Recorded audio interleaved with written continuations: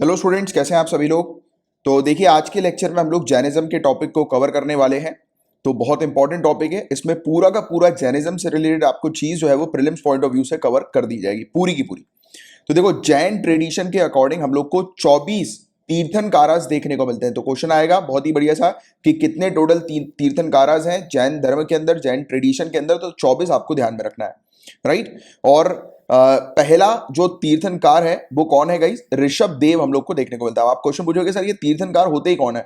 तो देखो, जो जैन धर्म के जो प्रीचर्स होते हैं, जो स्प्रेड करते हैं जैन धर्म को, जैसे कि महावीर की हम लोग बात करते हैं, हम लोग जानते हैं कि जैन जैन धर्म को महावीर जी के नाम से, है ना, लॉर्ड महावीर के नाम से। तो लॉर्ड महावीर जो है गाइस, ये 24वें तीर्थंकार हम लोग को देखने को मिलते हैं, यानी कि लास्ट नंबर के तीर्थंकार है भगवान महावीर, राइट। और पहले जो तीर्थंकार थे वो कौन थे? ऋषभ देव या फिर आदिनाथ इन्हें कहा जाता है। तो क्वेश्चन अगर बनेगा कि पहले तीर्थंकार का नाम बताओ, तो ऋषभ देव। और टोटल कितने तीर्थंकार हम लोग को जैन धर्म के अंदर देखने को मिलते हैं? तो आपको ध्यान में रखना है टोटल 24। सिंपल सी चीज, बस ये आप थोड़ी सी ध्यान में रखिए, ठीक है। क्योंकि कई बार अगर पूछ लिया जाता है कि जैन धर्म जो है या फिर जैनिज्म जो है वो किसके द्वारा शुरू किया गया था, अगर ऐसा कुछ क्वेश्चन आ जाता है या पहले तीर्थंकार कौन है, तो लोग अक्सर जो है वो महावीर लगा के आ जाते हैं। बट आप यहां पर पढ़ रहे हो, बिल्कुल कंसेप्ट क्लियर रखो। ऋषभ देव हमें ये देखने को मिलते हैं या फिर आदिनाथ इन्हें कहा जाता है। क्लियर है? विष्णु पुराण और भगवत पुराण, इसमें ऋषभ देव के बारे में मेंशन्ड है कि ये अवतार है नारायण के, राइट। विष्णु जी के अवतार है ऋषभ देव, ऐसा लिखा हुआ है भगवत पुराण में और विष्णु पुराण में। क्लियर है यहां तक बात? अब दो जैन तीर्थंकार जो हैं उनके नाम की बात करें गाइस, तो यह है ऋषभा और अरिष्ता नेमी, राइट। इनका नाम हम लोग को ऋग्वेद में देखने को मिलता है, ऋषभा और अरिष्ता नेमी, ठीक है। तो ये चीज आप थोड़ी सी ध्यान में रखना है कि ऋग्वेद, भगवत पुराण, विष्णु पुराण में भी जैनिज्म के तीर्थंकार के हम लोग को नेम्स देखने को मिले हैं, ठीक है। आगे की बात करते हैं। यहां पर हिस्टोरिकल प्रूफ हमें देखने को मिलता है कि दो ही लास्ट दो जो है, पार्श्वनाथ जो कि 23वें तीर्थंकार हैं और महावीर जो है वो 24वें तीर्थंकार हमें देखने को मिलते हैं। तो हिस्टोरिकल प्रूफ जो है वो सिर्फ लास्ट दो ही तीर्थंकार के नजर आते हैं, ठीक है। तो ये चीज भी ध्यान में रखना, कभी कभी पूछ लिया जाए कि 23वें नंबर के तीर्थंकार कौन है, तो पार्श्वनाथ आप लोग को थोड़ा सा ध्यान में रखना है। अब इसके अलावा 23वें तीर्थंकार की पहले बात करते हैं, पार्श्वनाथ की बात करें गाइस, तो ये बनारस के प्रिंस थे। बनारस के प्रिंस यानी कि प्रिंस फैमिली से ये बिलोंग करते थे, किंग फैमिली से ये बिलोंग करते थे, ठीक है। और इन्होंने जो है वो अपनी सत्ता को छोड़ दिया, अपने थ्रोन को छोड़ दिया और फिर ये हर्मिट की लाइफ जी रहे थे। आप बोलोगे आप हर्मिट क्या होता है सर? तो फॉरेस्ट में रहने वाले जो लोग होते हैं उन्हें हर्मिट कहते हैं, कि जो अपना जीवन जो है वो जंगलों में बिताते हैं, एकांत में बिताते हैं। तो इन्होंने अपना सब कुछ छोड़ के जो है वो ये एकांत में चले गए। फिर इनकी मृत्यु हो गई थी कहां पर? पार्श्वनाथ हिल एक कहते हैं हम लोग, झारखंड के गिरहित में एक हम लोग को पहाड़ी देखने को मिलती है, परसनाथ पहाड़ी हमें देखने को मिलती है। कभी कभी ऐसा भी क्वेश्चन आ सकता है कि बताओ परसनाथ पहाड़ी कहां पर है, तो ज्योग्राफी पॉइंट ऑफ व्यू से क्वेश्चन आएगा तो झारखंड आपको ध्यान में रखना है कि झारखंड के अंदर हमें देखने को मिलती है, राइट। और समेत शिखर या फिर परसनाथ पहाड़ी ये हम लोग को देखने को मिलती है जहां पर इनकी मृत्यु हो गई थी 23वें तीर्थंकार की। और चार टीचिंग इनकी क्या थी 23वें तीर्थंकार की? चार बातें क्या थी? तो ये थी, एक तो चतुर्थी, मतलब कि चार बातें जिसे हम लोग कहते हैं अहिंसा, नॉन इंजरी यानी कि वॉयलेंस वगैरह नहीं करना है, सत्य मतलब कि सत्य बोलो, ट्रुथ बोलो, झूठ मत बोलो, राइट। नॉन स्टीलिंग मतलब अस्तेय, अस्तेय मतलब नॉन स्टीलिंग। कभी कभी ऐसे भी क्वेश्चन आ जाते हैं कि बताओ इनका मतलब क्या है, तो आपको ये वाली चीज भी पता होनी चाहिए। नॉन स्टीलिंग का मतलब सिर्फ चोरी करना नहीं होता। कई बार क्या होता है कि किसी की बिना परमिशन लिए, किसी से बिना परमिशन लिए अगर उसकी कोई वस्तु भी उठा ली जाती है, जैसे कि होता है ना कि हम लोग जो है वो कई बार क्या करते हैं, जैसे कि आप कहीं पर बैठ के पढ़ रहे हैं, आपको अगर पेन की जरूरत है, आपने देखा सामने पेन रखा हुआ है, आपने उठा लिया, राइट, और लिखना शुरू कर दिया। अब वो आपका पेन नहीं, आप जानते हो, बट आपने किसी और का पेन उठा लिया, तो this is also called stealing. तो उन्होंने बोला कि ये चीज भी नहीं करना है, राइट। असत्य की चीज इन्होंने बताई। इसके अलावा एक है नॉन पोजेशन, अपरिग्रह, मतलब कि आप कुछ चीज अपने अपने उसमें मत करो, अपने मतलब यानी कि मटेरियलिस्टिक चीज जितनी भी है ना, जैसे कि हम लोग गाड़ी खरीदते हैं, बंगला खरीदते हैं, तो उन्होंने बोला आप कुछ मत खरीदो, कोई जमीन मत खरीदो, कुछ मत खरीदो, बिल्कुल अपना जीवन बिल्कुल सादा बनाओ, राइट। तो ये चीज इनकी हम लोग को चार चीजें देखने को मिली थी। बट जब बात आती है महावीर की, जो कि 24वें तीर्थंकार है, तो इन्होंने ये चारों चीजें अडॉप्ट करी, प्लस एक और चीज इन्होंने ऐड कर दी, वो है चेस्टिटी, ब्रह्मचार्य। तो ब्रह्मचार्य अडॉप्ट किया इन्होंने, और ऐसे करके हम लोग को 5 टीचिंग्स देखने को मिलती हैं जैनिज्म के अंदर। तो जैनिज्म के अंदर टोटल 5 टीचिंग है, 4 जो हमें देखने को मिली थी वो किसके द्वारा, 23वें तीर्थंकर परशुनाथ के द्वारा, और हम लोग को ये 5वीं महावीर के द्वारा देखने को मिली है जो कि ऐड की गई। कभी कभी क्वेश्चन आ सकता है कि महावीर ने जो है वो कौन सी टीचिंग ऐड करी, तो ब्रह्मचर्य, चेस्टिटी जो है वो इन्होंने ऐड किया। तो हमने बात कर ली एक थोड़ी सी एक हिस्ट्री के बारे में, हल्की सी जैनिज्म की हिस्ट्री के बारे में। महावीर के जीवन की बात करते हैं हम लोग। तो इनका जन्म जो हुआ था 540 BC पर ये जन्मे थे, और वैशाली बिहार के पास एक गांव है कुंदग्राम, तो वहां पर ये जन्मे थे। इनके पिताजी सिद्धार्थ थे जो कि हेड थे, ज्ञानत्रिक क्षत्रिय क्लैन के ये हेड थे, तो ये भी क्षत्रिय थे। भगवान बुद्ध की भी हमने चर्चा करी, आपको याद आ रहा होगा लास्ट लेक्चर में, तो वो भी एक क्षत्रिय हम लोग को देखने को मिले थे, राइट। और जो वज्जी है वैशाली की, वहां पर ये हम लोग को देखने को मिले थे, यानी कि उनका रूल जो था वो वज्जी में हम लोग को देखने को मिला था उनके पिताजी का। और इनकी जो माता थी वो त्रिशाला थी, जो कि बहन थी चेतक की, जो कि राजा थे वैशाली के। और महावीर जो है गाइज ये बिंबिसार से भी रिलेटेड है, जो मगध के रूलर हैं, राइट। क्योंकि महावीर के जो मामा हैं, राइट, यानी कि चेतक जो कि वैशाली के राजा हैं, ठीक है, उन्हीं की जो वो है सिस्टर जो है, बहन जो है त्रिशाला, ये क्या है, महावीर जी की माँ हम लोग को देखने को मिलती है। और माँ के जो वो है भाई जो है चेतक, मतलब महावीर के मामा, राइट। तो उन्होंने जो है वो अपनी बेटी चेलाना इससे शादी करवाई थी बिंबिसारा की, क्योंकि आप जानते हैं बिंबिसारा के बारे में भी मैंने आप लोग को पढ़ाया हुआ है कि ये मैरिज अलायंस पे बिलीव करते हैं। तो महावीर भी जो है वो बिंबिसार से इस प्रकार से जो है वो रिलेटेड है, राइट। क्योंकि हमें देखने को मिला कि जो उनके मामा है महावीर के, राइट, भगवान महावीर के जो मामा हैं, तो उनकी जो डॉटर है, उनकी जो बेटी है, उससे शादी करवाई थी इन्होंने बिंबिसार की। तो इसलिए बिंबिसार और महावीर भी जो है वो एक दूर के रिलेटिव हम लोग को देखने को मिलते हैं। तो ये वाला भी एक कनेक्शन आपको थोड़ा सा पता होना चाहिए, ठीक है। और फिर देखिए महावीर की शादी करवा दी गई यशोदा जी से, जो कि समरवीरा राजा की बेटी थी, राइट। और इन्होंने एक बेटी को जन्म दिया था जिनका नाम था अनोज प्रियदर्शिनी, राइट। और इनके जो हस्बैंड थे इनकी बेटी के, वो थे जमाली, राइट। और बाद में जाकर ये पहले शिष्य बनते हैं महावीर के। तो महावीर के पहले शिष्य कौन है, तो महावीर की बेटी के पति जो है जमाली, ये इनके पहले शिष्य हम लोग को देखने को मिलते हैं। ये वाला भी पॉइंट आपको बिल्कुल अच्छे से क्लियर होना चाहिए। फिर 30 साल की उम्र में जब इनके पिताजी की डेथ हुई थी, तो इन्होंने अपनी फैमिली को छोड़ दिया भगवान महावीर ने, राइट। और ये एक मॉन्क बन गए थे, एक ये बेसिकली वो साधु बन गए थे। साधु का जीवन इन्होंने जीना शुरू कर दिया था, और सच की तलाश में जो है ये निकल गए थे, राइट। और इनका साथ दिया था मक्खाली गोसला ने, मक्खाली गोसला।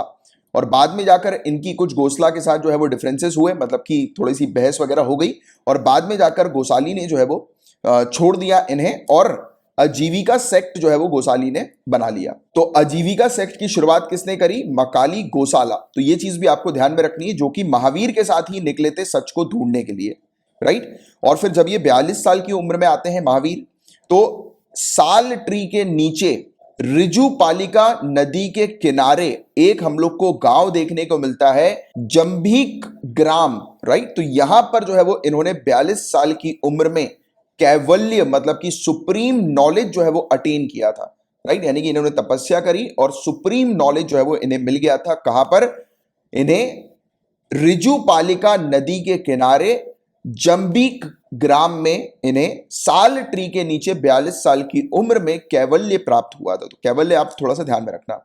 और तब से लेकर इन्हें कैवलिन के नाम से भी जाना जाता है, मतलब परफेक्ट लर्न, कि इन्हें सब कुछ आता है, संसार के बारे में सब जानकारी है इन्हें।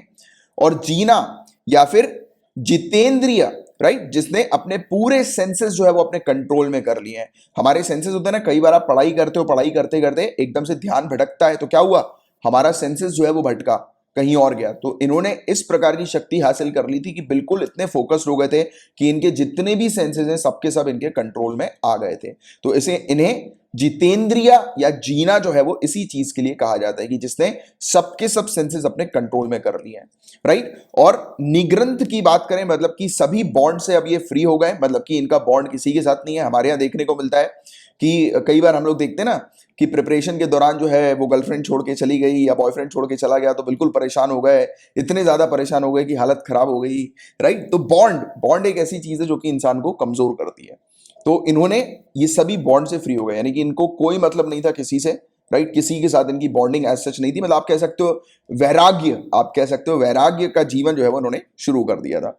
और अरहंत, अरहंत भी इन्हें कहा जाता है, मतलब कि ब्लेस्ड वन है, ये ब्लेस्ड है बहुत ज्यादा अरहंत। और महावीर मतलब कि ब्रेव, सबसे ब्रेव है ये, क्योंकि इन्होंने कैवल्य प्राप्त किया है। और इनके फॉलोअर जो है वो जैन कहलाते हैं, राइट। तो महावीर जीना जो है, इनके फॉलोअर जैन है। तो ये कुछ चीजें, नाम भी आप थोड़ा सा ध्यान में रखो, कभी कभी डायरेक्ट नाम पूछ लिया जाता है। इन्होंने अपना पहला सरमन कहां पर दिया था, ऐसा क्वेश्चन आया था, तो पावा, पावा में इन्होंने अपना पहला सरमन दिया था अपने 11 शिष्यों को, राइट। अब आप मुझे बताएं कि इनके पहले शिष्य का क्या नाम है।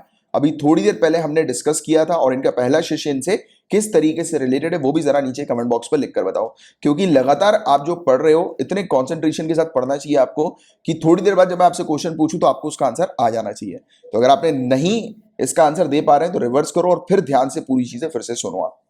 तो देखो 11 गंधाराज या गंधर्व्स, तो क्वेश्चन आ सकता है 11 गंधारा या गंधर्व्स जो है वो किसे कहते हैं, तो महावीर के 11 शिष्यों को कहा जाता है 11 गंधर्व या फिर गंधारास।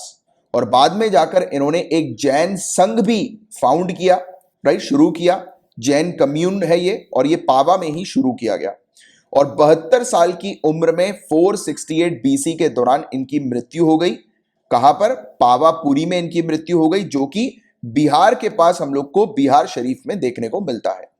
और इन 11 गंधाराज या गंधर्व में से मात्र सिर्फ एक ही हम लोग को देखने को मिलते हैं जो कि बचे थे, और ये थे सुधर्म।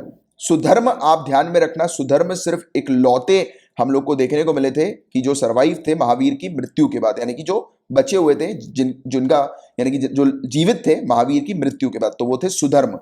ठीक है, तो ये चीज आप अच्छे से थोड़ी सी ध्यान में रखिएगा। अब मोस्ट इंपॉर्टेंट चीज, जैनिज्म का डॉक्ट्रिन हम लोग को अब देखना है थोड़ा सा। तो जैनिज्म के अंदर भी 3 रत्न हम लोग को त्रिरत्न देखने को मिलते हैं, जैसे कि बुद्धिज्म के अंदर देखने को मिले थे। तो जिन स्टूडेंट ने मेरी बुद्धिज्म की क्लास अटेंड करी थी, नीचे कमेंट बॉक्स पर बुद्धिज्म के त्रिरत्न लिखकर बताइए, या फिर अगर आपको वैसे भी पता है तो बताइए बुद्धिज्म के अंदर भी जो त्रिरत्न है वो क्या है। वैसे ही जैनिज्म के अंदर त्रिरत्न यानी कि 3 जेम्स ऑफ जैनिज्म। तो एम क्या है गाइज इस त्रिरत्न का, तो इस त्रिरत्न से जो है आप अपने जीवन को जो जी रहे हो उसे अगर आपको सफल बनाना है तो इन त्रिरत्न से बना सकते हो। तो पहली चीज राइट फेथ, राइट, तो यह है सम्यक श्रद्धा या विश्वास, राइट फेथ, सही विश्वास रखो, तो राइट फेथ पहला।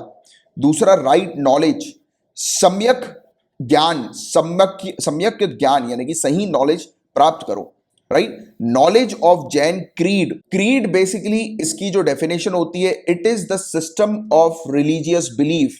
तो रिलीजियस बिलीफ जो होते हैं ना, धर्म के ऊपर जो विश्वास होता है उसको मानना शुरू करो। तो ये क्या है, राइट नॉलेज, राइट नॉलेज रखो, धर्म से रिलेटेड सही नॉलेज रखो। राइट एक्शन या फिर कंडक्ट, जिसे हम लोग कहते हैं सम्यक कर्म या आचरण, राइट। तो ये प्रैक्टिस है जिसमें हम लोग को जैनिज्म के 5 वोज देखने को मिलते हैं। 5 वोज, वोज मतलब प्रॉमिस, कि 5 प्रोमिसेस जैनिज्म के अंदर हमें देखने को मिलते हैं जो कि आपको सही एक्शन या सही कंडक्ट करने में मदद करते हैं। ये 5 वोज क्या है, तो जैन को क्या क्या चीजें करनी चाहिए, महावीर क्या बता के गए हैं, तो सभी को अहिंसा, नॉन इंजरी, वॉयलेंस नहीं करना है, किसी को नुकसान नहीं पहुंचाना है। नॉन लाइंग मतलब कि सत्य, सत्य बोलना है। जो ये 4 चीजें जिसकी अभी हम लोग बात करेंगे, ये किसने बताया, 23वें तीर्थंकार ने बताया। अब आप मुझे नीचे कमेंट बॉक्स पर लिखकर बताएं 23वें तीर्थंकार का क्या नाम है, फटाक से बताइए, अभी थोड़ी देर पहले हमने चर्चा करी। तो अहिंसा मतलब नॉन इंजरी, सत्य मतलब कि नॉन लाइंग, झूठ नहीं बोलना है, असत्य मतलब कि नॉन स्टीलिंग, राइट, यानी कि चुराना नहीं है, प्लस किसी को बिना बताए किसी की वस्तु नहीं लेना है। और फिर अपरिग्रह मतलब नॉन पोजेशन, आप किसी चीज को जो है वो अपने उसमें मत करो, अपने नाम पर मत करो। ब्रह्मचार्य की बात करें यानी कि चेस्टिटी, और ये 4 जो थे वो, ये आपको नाम यहीं पे लिखा हुआ मिल ही गया होगा, राइट। पार्श्वनाथ, पार्श्वनाथ जी ने ये 4 प्रोमिसेस जो है वो बताए थे, 4 कोड ऑफ कंडक्ट बताए थे। और 5वें जो प्रॉमिस है कोड ऑफ कंडक्ट जो है वो महावीर ने बताया कि आपको अगर ये त्रिरत्न को हासिल करना है तो ये 3 चीज तो आपको करनी पड़ेगी, और तीसरी चीज आप हासिल कर सकते हो आप इसको प्रैक्टिस करके, राइट। पंच महाव्रत जिसे हम लोग कहते हैं, पंच महाव्रत। तो क्वेश्चन आ जाए पंच महाव्रत कौन से इन ऑप्शन में से, तो ये 5 ऑप्शन आपको पता होने चाहिए, ठीक है। अब ये 5 टाइप्स जो नॉलेजेस के हैं गाइस, वो कौन से हम लोग को देखने को मिलते हैं, माती ज्ञान, माती ज्ञान यानी कि perception through activity of sense organ including mind, मतलब कि आप अपने सेंसेस को कंट्रोल में कोशिश करें कंट्रोल करने की, बट वो तभी कर पाएंगे जब आप इन सेंसेस को अच्छे से समझ पाएंगे, राइट, समझ पाएंगे। जैसे कि अगर कुछ आवाज आई तो माइंड भटकाना नहीं है, राइट, यानी कि आसपास से कोई गुजरा तो आपको बिल्कुल ये नहीं होना चाहिए कि अरे कोई निकल गया, आपका कॉन्सेंट्रेशन बिल्कुल अपनी पढ़ाई पर होना चाहिए, राइट, अपने सेंसेस को बिल्कुल कंट्रोल करके रखो। और इसके अलावा इन्होंने क्या बोला, श्रुत ज्ञान, मतलब नॉलेज रिवील्ड बाय स्क्रिप्चर्स, जो काफी सारी स्क्रिप्चर्स लेख वगैरह ये सब चीजें हमें देखने को मिलती है ना, जो रिलीजियस किताबें हम लोग को कुछ देखने को मिलती है, तो कहा कि उनसे ज्ञान प्राप्त करो। और अवधि ज्ञान, अवधि ज्ञान मतलब ये बहुत ही बेहतरीन चीज इन्होंने सिखाई थी कि आप जब ये सब चीजों पर कंट्रोल पालोगे तो धीरे धीरे करके आपके सेंसेस इतने एक्टिव होंगे कि आप जो है वो चीजों को प्रिडिक्ट करना शुरू कर दोगे। मतलब होता है ना कि कुछ लोग में सेंसेस, आपने सुना होगा कि कुछ लोग जो होते हैं वो बता देते हैं कि फ्यूचर में जो है वो क्या चीज हो सकती है, या फिर उनको आभास हो जाता है कुछ कुछ चीजों का, राइट। जैसे कि कभी खुशी कभी गम पिक्चर आपने देखी होगी, राइट, जया बच्चन जी को जैसे ही शाहरुख खान उतरते हैं हेलीकॉप्टर से, जया बच्चन जी को तुरंत पता लग जाता है कि उनका बेटा अब आ चुका है, राइट। तो उसी प्रकार की कुछ यहाँ पर अवधि ज्ञान की बात हो रही है, क्लैर वॉइंट परसेप्शन की बात हो रही है, राइट। तो ये चीज कि एक पर्सन जो है जिसके पास सुपर नेचुरल एबिलिटी होती है कि वो फ्यूचर के इवेंट्स को जो है वो परसीव कर सकता है, परसेप्शन, क्लैर वॉइंट परसेप्शन। मानहा पर्याय ज्ञान, टेलीपैथिक नॉलेज, टेलीपैथी के बारे में तो आप जानते होंगे, जो चीज मैं आपको बता रहा हूं वही वाली चीज है कि आपको अगर किसी से कांटेक्ट करना है तो कोई फोन लगाकर कांटेक्ट करने की जरूरत नहीं है, इतना नॉलेज प्राप्त हो जाना चाहिए कि आपके मैसेज जो है वो दूसरों तक अपने आप पहुंच जाने चाहिए। यानी कि आपने कुछ चीज ऐसी सोची कि, मतलब इन्होंने ये चीज बताई कि ये सब जो नॉलेज अगर आप प्राप्त करोगे तो आप सुपर ह्यूमन टाइप के बन जाओगे। जैसे होता है ना, ये सब चीजें महावीर ने भी बताई थी टेलीपैथिक नॉलेज के बारे में। टेलीपैथी के बारे में शायद आपको पता होगा, एक आइडिया होगा कि जैसे कि मैं यहां पर बैठा हुआ हूं, मैं भी आपको बोल रहा हूं, तो आप ये किससे सुन रहे हो, तो आप डिवाइस के थ्रू जो है वो मेरी बातें सुन रहे हैं, राइट। बट टेलीपैथी टेक्निक के अंदर क्या होता है, यहां पर मैं मन में बोलूंगा और आपको पूरी चीज समझ में आ जाएगी। तो देखो कितनी बेहतरीन नॉलेज है ये। कभी कभी मन करता है ना ऐसा कुछ जो है वो हासिल हो जाए, जैसे कि पेपर में हम बैठे रहें और एकदम से हमारे किसी दोस्त के पास टेलीपैथिक नॉलेज हो, तो वो बोल दो आप उनको कि यार भाई यार मुझे बताते रहना यार ये क्वेश्चन के आंसर, राइट। तो ये वाली चीज है, ठीक है। तो ये उन्होंने बोला कि ये वाला नॉलेज भी जो है वो एक प्रकार का नॉलेज होता है। और केवल ज्ञान, टेम्पोरल नॉलेज या फिर ओमनी साइंस, मतलब कि यूपीएससी की तैयारी करो जिसमें आपको सब चीज जो है वो जानने की आवश्यकता है, नोइंग एवरीथिंग, राइट। क्योंकि यूपीएससी की तैयारी और उसका सिलेबस कुछ इस प्रकार से डिजाइन है कि आप मैक्सिमम पूरी चीजें जो है उसका एक अच्छा नॉलेज आपको हो ही जाता है, राइट। तो उन्होंने वो बोला कि ये केवल ज्ञानी जो है वो आप प्राप्त करो। तो अभी आप जब भी तैयारी करोगे यूपीएससी की, तो याद रखने के लिए आप बोलना कि आप जो है वो केवल ज्ञान जो है वो प्राप्त कर रहे हो, मतलब कि आप सभी चीज का ज्ञान जो है वो प्राप्त कर रहे हो। तो इससे क्या होगा, आपको एक नॉलेज का टाइप भी पता लग जाएगा जो कि जर्नलिज्म के अंदर हमें देखने को मिलता है, और आप ये टर्म भी जो है वो याद रख पाओगे लंबे समय तक, राइट। अब इसके अलावा बात करें गाइस कि थ्योरी ऑफ मे बी या परहैप्स, हम बोलते हैं ना मे बी, यार ये हो सकता है या नहीं हो सकता है, तो उसकी थ्योरी इन्होंने बताई है जिसको बोलते हैं स्या अद्वद, राइट। कि all our judgments are necessarily relative, हमारे जितने भी जजमेंट्स हैं वो रिलेटिव होने चाहिए, राइट। कंडीशनल या लिमिटेड होते हैं, राइट। जैसे आप कोई कार्य कर रहे हो, वो पूरा होगा या नहीं होगा उसके बारे में नहीं पता। और अकॉर्डिंग टू चादवर्ड 7 मोड्स ऑफ प्रिडिक्शन, 7 मोड्स हम लोग को प्रिडिक्शन के देखने को मिलते हैं जो कि पॉसिबल होते हैं। इसको सप्तभांगी न्यायवाद जो है वो नाम दिया गया है। और absolute affirmation and absolute negation both are wrong. तो इन्होंने बोला है एक बिल्कुल, यानी कि एब्सोल्यूट ये होगा या एब्सोल्यूट ये नहीं होगा, ये दोनों ही चीजें जो होती हैं वो गलत होती है। क्योंकि आप जो जीते हो वो किस कंडीशन पे जीते हो, मे बी, राइट, कि आने वाले 5 मिनट के अंदर आपके पास किसी का फोन आएगा या नहीं आएगा, इस बात पर आप जो है वो बिल्कुल सच्चाई के साथ, सत्य के साथ नहीं कह सकते हो, आप जो है वो मिडिल पाथ पर रहते हो, राइट। स्याद वाट की यहां पर बात हो रही है, जैसे कि मिडिल पाथ के बारे में बुद्धिज्म के अंदर भी हमें देखने को मिला, भगवान बुद्ध ने बताया, तो वैसे ही कुछ इस प्रकार की चीज इन्होंने बताई है। और एब्सोल्यूट अफर्मेशन और एब्सोल्यूट नेगेशन दोनों ही गलत होते हैं। सभी जजमेंट जो होते हैं वो कंडीशनल होते हैं, राइट। जैसे हम बोलते हैं ना कि कुछ भी चीज हो रही है उसके पीछे पूरा कुछ सर्कमस्टेंसेस इन्वॉल्व होते हैं, जैसे कि कॉज और इफेक्ट जिसको हम लोग बोलते हैं ना, कि कोई भी चीज हो रही है उसके पीछे कोई ना कोई कारण जरूर होगा कि वो जो हो रही है, राइट। बट एक्चुअल में क्या कारण है या क्या कारण होगा आने वाले समय में उसके बारे में नहीं पता रहता काफी सारी चीजों के।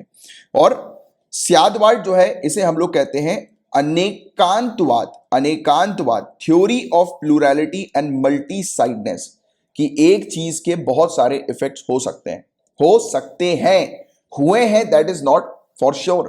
तो ये वाली चीज इन्होंने इस थ्योरी के अंदर जो है वो समझाई थी। तो ये कुछ चीजें बस बेसिकली आपको पता होनी चाहिए। देखो अब आप बोलोगे कि सर ये इतना डीप में पढ़ने की आवश्यकता है, देखो कुछ कुछ टर्म्स होते हैं ना, वो थोड़ा सा देखने की आवश्यकता होती है। और मैं आपसे हमेशा कहता हूं कि आप जो मैं लेक्चर्स आपको यहाँ पर प्रोवाइड करा रहा हूँ, 3 बार इन लेक्चर को एग्जाम में जाने से पहले सुन लेना। और सुनना सिर्फ ऐसे नहीं सुनना है, देख कर, स्क्रीन पर ध्यान देकर सुनना है, राइट। जिससे कि आपको जब एग्जाम के समय जब आपके सामने 4 ऑप्शन हो तो आपको तुरंत मेरी आवाज जो है वो आपके माइंड पर आए और टेलीपैथी हो जाए।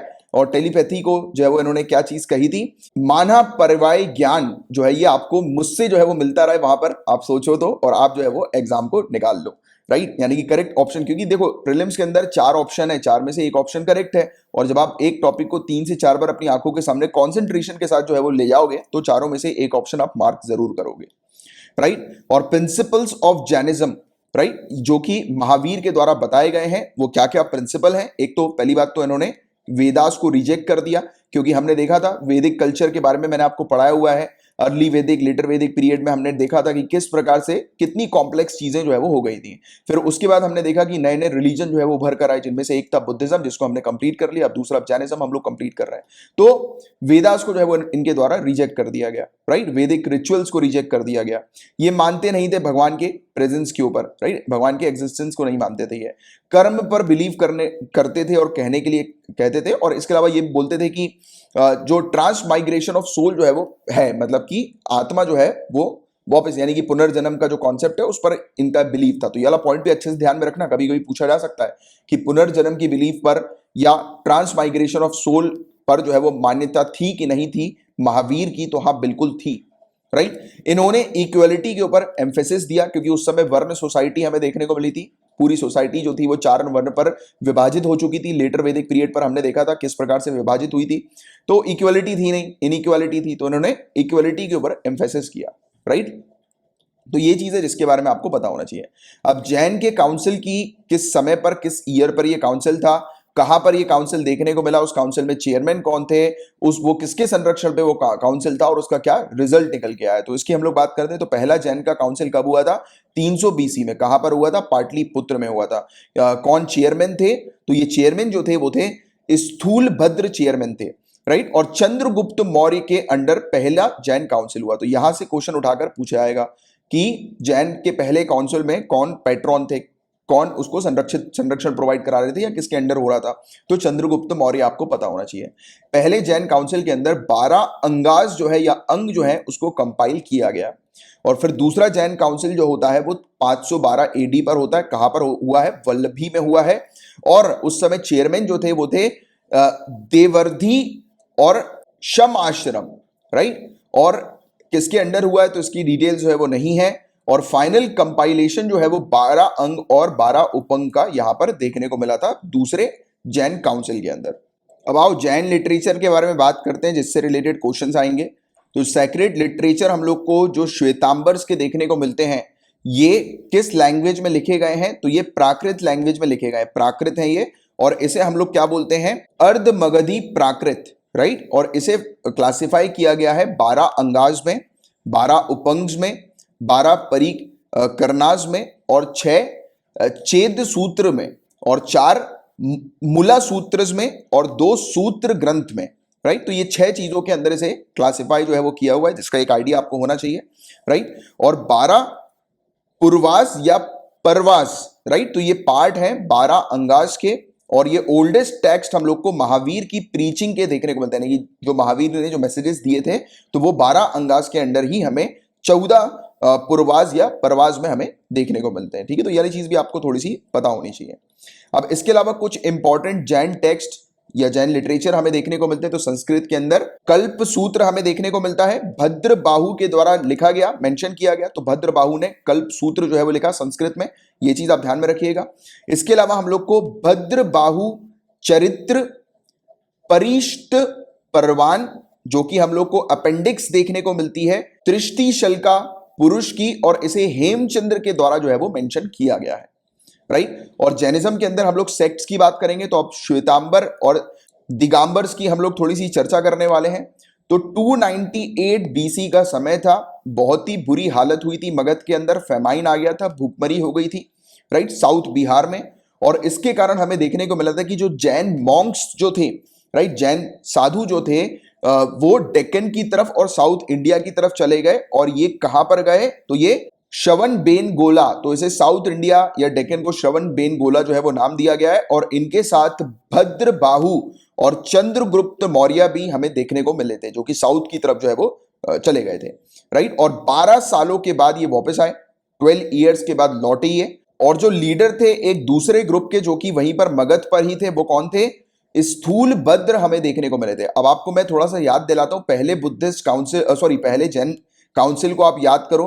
इसमें देखो आपको चेयरमैन कौन दिखाई दे रहे हैं, स्थूल भद्र देखने को मिल रहा है। तो आप याद रखिएगा, पहले जो चेयरमैन जो थे वो स्थूल भद्र ही थे, और ये उन पर्टिकुलर ग्रुप के लीडर थे जो फेमाइन के समय पर वहीं पर ही रुके हुए थे, राइट, मगध पर ही रुके हुए थे। और जब जैन जो थे भद्रबाहु और दूसरे, राइट, जो कि साउथ इंडिया की तरफ चले गए थे, 12 साल बाद जब वो लौट के आए, तो उन्होंने कोई भी वस्त्र जो है वो नहीं पहना था। वो बिल्कुल प्योर टीचिंग जो थी उनकी महावीर की, तो उसके ऊपर बेस थे ये। उन्होंने कोई भी वस्त्र जो है वो नहीं पहना था, जो कि मेन टीचिंग थी महावीर की, कि सब कुछ मैंने आपको क्या बताया, कंप्लीट जो जो पोजीशन जो है वो आपको नहीं करना है। यानी कि इवन जैसे कि वस्त्र भी जो है वो भी मटेरियलिस्टिक चीज में आ जाता है, राइट। आप बाहर से कुछ चीज जो है वो पहन रहे हो, तो वो कंप्लीट इन्होंने न्यूडिटी जो है वो इसको ऑब्जर्व किया, राइट। और जो मॉन्क्स जो मगध के अंदर थे, उन्होंने सफेद कपड़े पहनना शुरू किया। तो ये डिफरेंस है। तो कभी कभी ऐसे भी क्वेश्चन आ जाते हैं कि जो साउथ इंडिया में जो ग्रुप चला गया था और जब वो रिटर्न होकर आया, तो वो श्वेतांबर थे या वो दिगंबर थे, तो वो थे दिगंबर, क्योंकि जब वो वापस लौटे तो वो कंप्लीट न्यूडिटी के साथ हमें देखने को मिले थे। और जो यहीं पर ही मगध के अंदर ही थे, उन्होंने सफेद वस्त्र सफेद कपड़ा पहनना शुरू कर दिया था, जिसे हम लोग श्वेतांबर बोलते हैं। तो ऐसे करके ये दो सेट, दो ग्रुप हम लोग को इस प्रकार से देखने को मिले, ठीक है। तो ये बिल्कुल कॉन्सेप्ट क्लियर रखो, ठीक है। श्वेतांबर जो थे उन्होंने व्हाइट रोब्स, व्हाइट कपड़ा पहन लिया था। इसके अंदर हम लोग को कौन देखने को मिलते हैं, स्थूल भद्र, राइट, जिन्होंने पहले बुद्धिस्ट काउंसिल के जो चेयरमैन थे। और फिर दिगंबर की बात करें गाइस, जो कि नेकेड थे, वो कौन थे, भद्रबाहु हमें देखने को मिले थे, जो कि लीडर थे, जैसा मैंने भी आपको बताया, ठीक है। अब आगे करें एग्जाम्पल, कुछ जैन आर्किटेक्चर्स की हम लोग चर्चा करते हैं। तो देखो ओडिशा में क्या क्या चीजें हम लोग को देखने को मिलती हैं, ओडिशा के खारवेला में। तो देखो आप थोड़ी सी ये चीज ध्यान में रखना, ये चीज अक्सर पूछी आती है। गुम्फस, यानी कि इसको केव कहते हैं, गुफा कहते हैं। हाथी गुम्फा आपसे पूछ लिया जाएगा कि कहां पर है, और या फिर पूछ लिया जाएगा कि बाघ गुम्फा कहां पर है, राइट। तो ओडिशा के अंदर उदयगिरी और खंडगिरी, ओडिशा के खारवेला में हमें ये देखने को मिलती है। तो डायरेक्ट क्वेश्चन आते हैं, हाथी गुम्फा कहां पर है, हाथी की गुफा कहां पर है, ये किससे एसोसिएटेड है हाथी गुम्फा, राइट। तो जैन आर्किटेक्चर से एसोसिएटेड है, ये चीज आप ध्यान में रखना, और ओडिशा के अंदर है ये।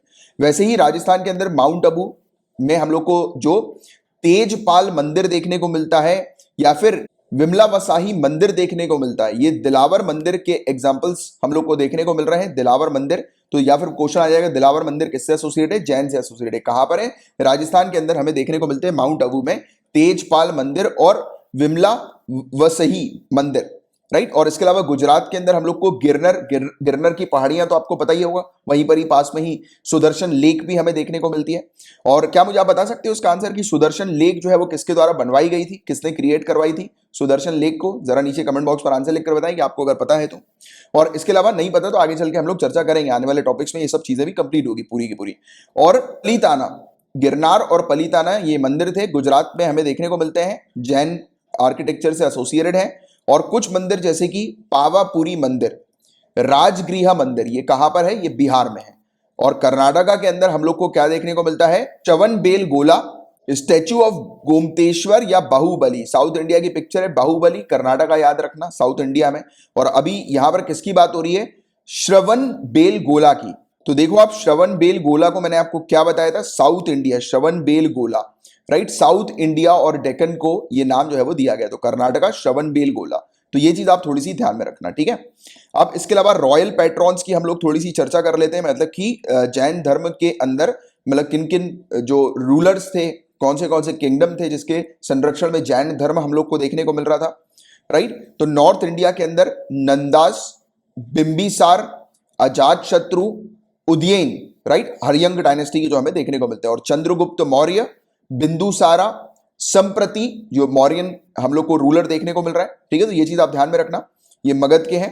और इसके अलावा हम लोग को दूसरे प्रद्योत अवंती के हैं, और सिंधु सौवीरा के उदयन और खरवेला के हम लोग को कलिंग के जो रूलर हैं खरवेला, तो वो हम लोग को देखने को मिलते हैं। तो नॉर्थ इंडिया के अंदर रॉयल पैट्रॉन्स ये हम लोग को देखने को मिलते हैं। साउथ इंडिया की बात करें तो गंगा डायनेस्टी हो गई, कदम्ब डायनेस्टी हो गई, अमोघ वर्ष हो गए जो कि राष्ट्रकूट डायनेस्टी के हैं, और फिर इसके अलावा सिद्धार्थ राज, जय सिंह और कुमार पाल जो कि चालुक्य या सोलंकी के हमें देखने को मिलते हैं, और ये लास्ट ग्रेट पैट्रॉन्स हैं जैनिज्म के। तो ये वाली चीज आप थोड़ी सी ध्यान में रखना, कभी ऑप्शन आ जाता है कि इनमें से बताओ कि जैन धर्म को जो है वो किसने संरक्षण प्रोवाइड करी थी या कौन पैट्रॉन था जैन धर्म का। तो इनके आपको थोड़ा सा आइडिया होना चाहिए, ठीक है। और इसी के साथ जैन का जो टॉपिक है, जैनिज्म का जो टॉपिक है वो पूरा फिनिश होता है। इसमें एक चीज और है, एक चीज इसमें और है, वैसे वो उतनी ज्यादा पूछी नहीं जाएगी, जैसे 24 तीर्थंकार के बारे में, राइट। जैसे कि ऋषभ की बात करें गाइस, ऋषभ देव या ऋषभ की बात करें तो कौन सा सिंबल है इनसे एसोसिएटेड, तो बुल हमें देखने को मिलता है, या फिर कभी कभी ये सब आपसे नाम जो लिखे हुए ना यहाँ पे अलग अलग तीर्थंकार के, तो इस तरीके के नाम जो है वो पूछे जा सकते हैं। बट मेनली आप थोड़ा सा फर्स्ट के याद रखो, और 23वें और 24वें का पार्श्वनाथ और महावीर। महावीर के लिए लायन जो सिंबल है वो यूज किया जाता है, पार्श्वनाथ के लिए सरपेंट। तो सरपेंट जो है, सर्प याद रखो, सर्प यानी कि स्नेक, एक बहुत बड़ा स्नेक है, इसको सरपेंट जो है वो कहते हैं। तो ये 23वें तीर्थंकार के लिए उपयोग में लिया जाता है। तो ये सिंबल वगैरह भी बाई चांस अगर आ जाए तो पहले और 23वें और 24वें का आप ध्यान में रखो, और पहले का जो है वो बुल हम लोग को देखने को मिलता है। बाकी अगर आपको पढ़ना है तो ये पूरी चीज यहाँ पर अवेलेबल है, वीडियो को पॉज करके जो है वो आप एक बार पढ़ सकते हो अगर आपको पढ़ना है तो। वैसे उतना इंपॉर्टेंट नहीं है, जैसे कि कभी कभी तीर्थंकार के नाम आ जाएंगे तो आपसे मेनली ऋषभ देव के बारे में या फिर पार्श्वनाथ या महावीर के बारे में आपसे पूछा जाएगा। बट फाउंडर की बात होती है कि जैनिज्म के फाउंडर कौन है, तो एक्चुअल फाउंडर की बात हो रही है तो आपको मतलब एक्चुअल फाउंडर में ऋषभ देव ही आप मेंशन करेंगे वैसे तो, राइट। बट अगर फर्स्ट और 23rd या 24th बिल्कुल ऐसे क्लियरली मेंशन कर दिया जाता है तो आपको पता होना चाहिए इसके बारे में भी, राइट। कई बार कुछ कुछ किताबों में एक्चुअल फाउंडर महावीर भी कहा जाता है, और है भी, क्योंकि इन्होंने जो है वो मतलब एंड किया था, और वो 5th हम लोग को देखने को मिला था कि 5वीं जो टीचिंग थी ये इन्होंने ही जो है वो ऐड करी थी, राइट। और 4 टीचिंग जो थी वो पार्श्वनाथ ने ऐड करी थी, जिसके बारे में पूरा मैंने आपको डिटेल में बता दिया। तो जो जो पॉसिबिलिटी है क्वेश्चंस बनने की वो पूरी चीज हमने कवर करी। इसी के साथ जैनिज्म का ये टॉपिक फिनिश होता है, ठीक है। अब नेक्स्ट लेक्चर में मैं आपसे मिलूंगा।